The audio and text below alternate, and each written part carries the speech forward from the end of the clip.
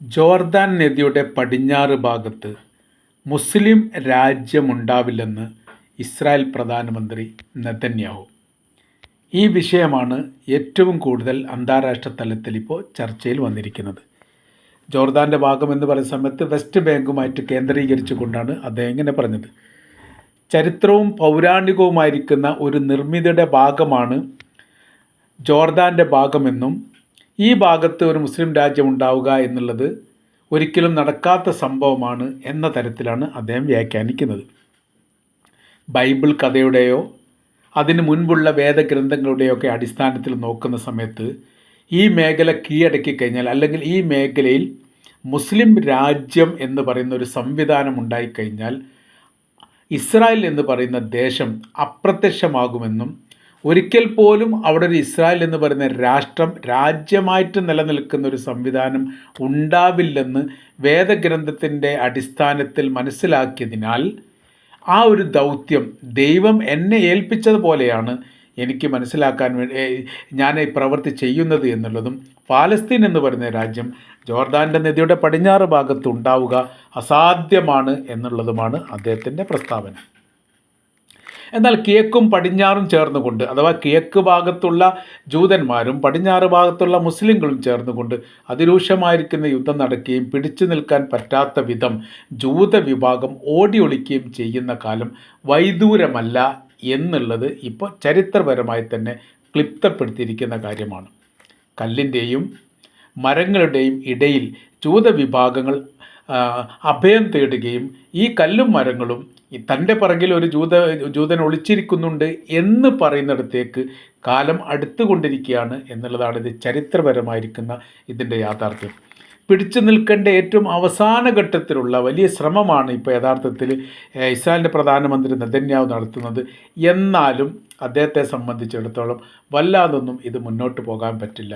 Government നിലനിർത്താൻ വേണ്ടി വംശീയ ഉന്മൂലനം ചെയ്തുകൊണ്ട് ഗസക്കാരെ ഇല്ലാതാക്കുന്നതിൽ ഒരു പരിധിവരെ വിജയിച്ചിട്ടുണ്ടെങ്കിൽ പോലും രാഷ്ട്രീയപരമായ രീതിയിൽ ഏതെങ്കിലും തരത്തിലൊരു നേട്ടം ഉണ്ടാക്കാൻ ഇപ്പോഴും യഥാർത്ഥത്തിൽ ഇസ്രായേലിന് സാധിച്ചിട്ടില്ല.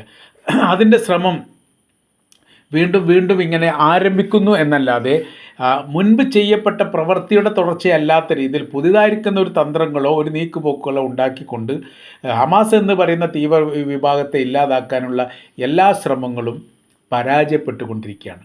അതിനുള്ള പല രീതിയിലുള്ള തന്ത്രങ്ങളും കാര്യങ്ങളും ഒക്കെ കൃത്യമായ രീതിയിൽ തന്നെ നോക്കുന്നുണ്ട്. ഗസ എന്ന് പറയുന്ന പ്രദേശത്തിൻ്റെ സർവ്വമേഖലയും ഇസ്രായേലിൻ്റെ നിയന്ത്രണത്തിലാണ്. ഒരു ഭാഗം മെഡിറ്ററേനിയൻ കടലാണ്. കടലിൻ്റെ നിയന്ത്രണം ഇസ്രായേലിൻ്റെ കൈവശത്തിലാണ്.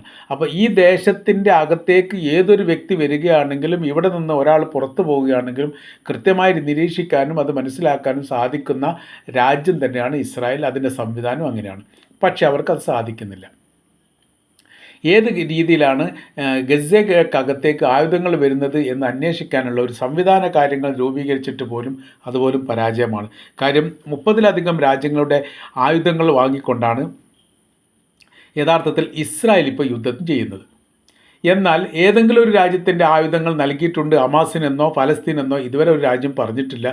സ്വീകരിച്ചിട്ടുണ്ട് എന്ന് അവരും പറഞ്ഞിട്ടില്ല. അപ്പോൾ ഈജിപ്തിൻ്റെ അതിർത്തി ഇപ്പോൾ ഇസ്രായേലിൻ്റെ നിയന്ത്രണത്തിലാണ്. മറ്റെല്ലാ ഭാഗവും ഇസ്രായേലിൻ്റെ നിയന്ത്രണത്തിലാണ്. എന്നിട്ടും വളരെ കൃത്യതയോടുകൂടി തന്നെ ഇവിടേക്ക് ആയുധങ്ങൾ എത്തിക്കൊണ്ടിരിക്കുന്നു എന്നുള്ളത് വലിയ രീതിയിലുള്ള പ്രയാസമുണ്ടാക്കുന്ന കാര്യമാണ് ഇസ്രായേലിനെ സംബന്ധിച്ചിടത്തോളം. ഇപ്പോഴത്തെ വിഷയം എന്ന് പറയുന്നത് വെസ്റ്റ് ബാങ്ക് എന്ന് പറയുന്ന ഈ പറയപ്പെട്ട പടിഞ്ഞാറ് ഭാഗം, ജോർദാൻ്റെ പടിഞ്ഞാറ് ഭാഗത്തിൻ്റെ ഒരു ഭാഗമായിട്ടാണ് വെസ്റ്റ് ബാങ്ക് വരുന്നത്. ഈ മേഖല വലിയ രീതിയിലുള്ള കുടിയേറ്റം നടത്തിക്കൊണ്ട് ജൂത വിഭാഗത്തിന് സെറ്റിൽമെൻറ്റ് സ്ഥാപിക്കാനുള്ള ശ്രമങ്ങളാണ് ഇപ്പോൾ ഇസ്രായേൽ നടത്തിക്കൊണ്ടിരിക്കുന്നത്. അവിടെ മുസ്ലിങ്ങൾക്ക് വലിയ രീതിയിൽ ആധിപത്യം ഉണ്ടാവരുത് എന്നുള്ളത് നിർബന്ധമായ രീതിയിൽ ഇസ്രായേലിൻ്റെ ആവശ്യമാണ്. കാര്യം എന്ന് പറഞ്ഞാൽ അവരുടെ ഭാഗത്തുനിന്ന് ഒരു എതിർപ്പോ ഒരു വിമർശനമോ രാജ്യത്തിന് ഭാവിയിൽ ഇല്ലാത്ത വിധം ഒരു സംവിധാനങ്ങൾ ഒരുക്കുക എന്നുള്ളതാണ് യഥാർത്ഥത്തിൽ ഇസ്രായേൽ ഈ കാര്യം കൊണ്ട് ഉദ്ദേശിക്കുന്നത്. പക്ഷേ മേഖലയിലുള്ള മുന്നേറ്റത്തിനനുസരിച്ച് വലിയ രീതിയിലുള്ള പ്രത്യാക്രമണങ്ങളും പ്രതിരോധവും പല ഭാഗങ്ങളിൽ നിന്ന് ഉണ്ടാകുന്നു എന്നുള്ളത് ഇസ്രായേലിനെ സംബന്ധിച്ചിടത്തോളം നിരാശ ഉണ്ടാക്കുന്ന കാര്യമാണ്. ഈ മേഖല കേന്ദ്രീകരിച്ചുകൊണ്ട് ഒരു ആധിപത്യം ഉണ്ടാക്കിയിട്ട് മുന്നേറുക എന്നുള്ളത് അസാധ്യമാണ് എന്ന് ഉറപ്പായതിനാൽ തന്നെ പുതിയ വഴികളും പുതിയ മാർഗങ്ങളും തേടാൻ വേണ്ടിയിട്ടും യഥാർത്ഥത്തിൽ തീരുമാനിച്ചിരിക്കുന്നു എന്നാണ് അറിയാൻ പറ്റുന്നത്. അമേരിക്ക തന്നെ ഈ വിഷയത്തിൽ ഇടപെട്ടുകൊണ്ട് ഇതിൻ്റെ ഇടയിൽ സംസാരിച്ചിട്ടുണ്ട്. ഗസയെ പോലെ വെസ്റ്റ് ബാങ്ക് ആക്കാൻ വേണ്ടി സാധിക്കില്ല. കാര്യം എന്ന് പറഞ്ഞത് ഇപ്പോൾ ഇസ്രായേൽ എന്ന് പറയുന്ന രാജ്യത്തിൻ്റെ വിഷയത്തിൽ ഇടപെട്ടതോടുകൂടി അമേരിക്ക തന്നെ ലോകരാജ്യത്തിൽ നിന്ന് ഒറ്റപ്പെട്ടു പോകുന്ന ഒരു സ്ഥിതിയുണ്ട്. അവർ പറയുന്ന കാര്യം ഇങ്ങനെ തന്നെയാണ്.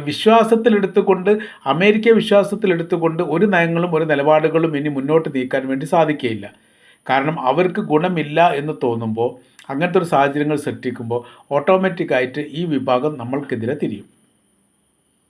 അങ്ങനെ അതിൻ്റെ ഏറ്റവും വലിയ ഉദാഹരണം പറയുന്നത് ഈ ഖത്തറിലെ അക്രമവുമായിട്ട് ബന്ധപ്പെട്ടാണ്. വളരെ കൃത്യതയോട് കൂടിയിട്ട് അവരുടെ റഡാർ സംവിധാനത്തിൽ പോലും കുടുങ്ങാത്ത വിധം ആക്രമിക്കണമെങ്കിൽ തീർച്ചയായിട്ടും അമേരിക്ക അതിനനുസരിച്ചുള്ള തന്ത്രകാര്യങ്ങൾ ചെയ്തിട്ടുണ്ടാവാം. അപ്പോൾ അങ്ങനത്തെ ഒരു സാഹചര്യത്തിൽ ഇവരെങ്ങനെ വിശ്വാസത്തിലെടുക്കാൻ പറ്റും എന്നുള്ള ചോദ്യം വളരെ പ്രസക്തമായിട്ട് തന്നെ ഇപ്പോഴും നിലനിൽക്കുകയാണ്. അപ്പോൾ ഈ മേഖല കേന്ദ്രീകരിച്ചുകൊണ്ട്, അതായത് ഗസ ഒരു ഭാഗത്തും വെസ്റ്റ് ബാങ്ക് മറ്റൊരു ഭാഗത്തും, ഈ രണ്ട് പ്രദേശവും പരസ്പരം ബന്ധമില്ലാത്ത രീതിയിലും നിലനിൽക്കുന്നു.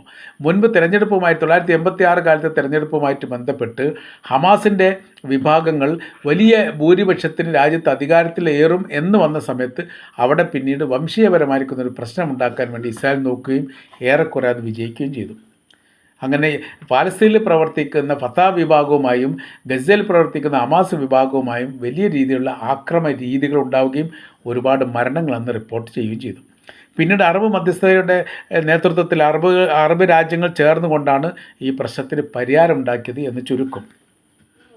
അപ്പോൾ ഇപ്പോൾ ഈ ഇസ്രായേലിൻ്റെ പ്രധാനമന്ത്രി പറഞ്ഞിരിക്കുന്ന ജോർദാൻ നദിക്കരയുമായിട്ട് ബന്ധപ്പെട്ട് പറഞ്ഞിരിക്കുന്ന കാര്യം വെറുതെ അഭ്യൂഹമാണ്, മാത്രമല്ല നടക്കാത്തൊരു കാര്യമാണ്.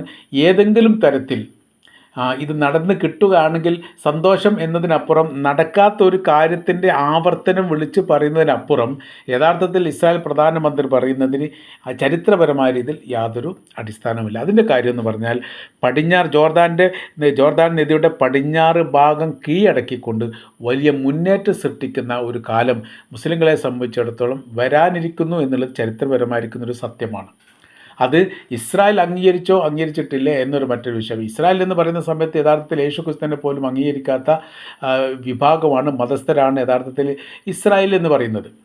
അവർക്ക് അവരുടേതായിരിക്കുന്ന ഈ പ്രത്യേകമായിരിക്കുന്ന ആരാധനയുമായി ബന്ധപ്പെട്ട കാര്യത്തിനപ്പുറം മറ്റൊരു മതത്തെ ആദരിക്കുകയോ ബഹുമാനിക്കുകയോ അതുമായിട്ട് ബന്ധപ്പെട്ട കാര്യത്തിനെ കുറിച്ചിട്ട് ഏതെങ്കിലും മാന്യമായ രീതിയിൽ സംസാരിക്കുകയോ ചെയ്യുക എന്നുള്ള ചരിത്രപരമായ രീതിയിൽ, പൗരാണികപരമായ രീതിയിൽ അവർക്കില്ലാത്തതാണ്.